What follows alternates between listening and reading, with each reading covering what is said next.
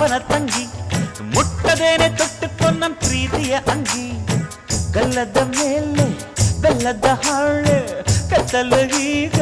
ಬಣ್ಣದ ಬೋಲೆ ಬಿಟ್ಟವು ಏಕೆ ಮಿಂಚು ಕಣ್ಣಲ್ಲಿ ಸೊಂಟದ ಮೇಲೆ ನಾಚಿಕೆ ಬಳ್ಳಿ